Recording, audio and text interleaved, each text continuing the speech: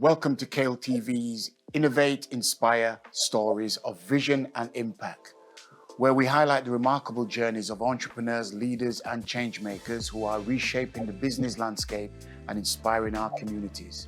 Today in our studio, we have Andrew Gibson, an enterprise coach improving the social capital of his clientele, an author, and a solution-focused practitioner. Welcome, Andrew. I'm glad to have you here in the studio. Thanks very much, Milton. It's great to be here. There seems to be a lot. When I was researching Andrew Gibson, my gosh, you're a busy guy, Andrew. Do you sleep at all? I like to keep busy, and it's indeed something everybody should be keeping busy, really. But I'm lucky that I am kept busy by a lot of clients and helping lots of people.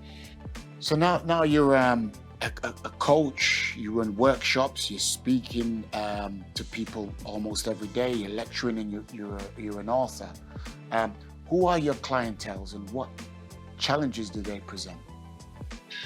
So the people I mainly help, my main ambition is to help people who also need help. Okay, so I obviously work directly with people whenever there's a need there, but my main clientele are, first of all, charities. I help a lot of charities, and principal challenges that charities face is there's an ever-increasing need for charitable support, and there's an ever-diminishing pool of funding and traditional forms of grant funding and donations to keep those charities going. I also work with local authorities. I started coaching in 2007, helping people in deprived areas of Bradford to start businesses, and did that for 4 years, and then set up on my own 2011 really to carry on doing that. And I've worked off and on in Bradford ever since. I'm working with them now.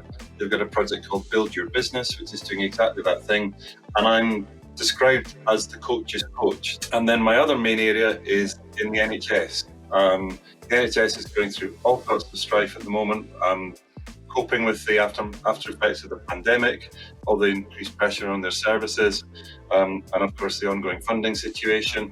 How does solution-focused practice integrate in your work and the coaching methodology?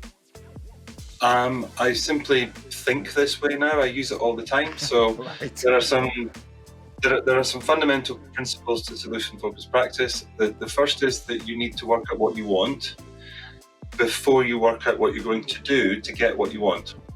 And a very common question that we ask, even in lots of coaching methodologies, is, so what do you want to do? And first thing is, no, drop the to do, what do you want?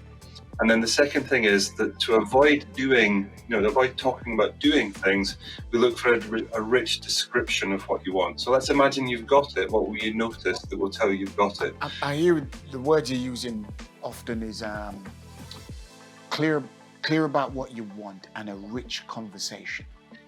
Yeah. Could you just elaborate on that rich conversation a little bit more, please? Well, it's a rich description, actually, Milton. So we're looking for what we notice that.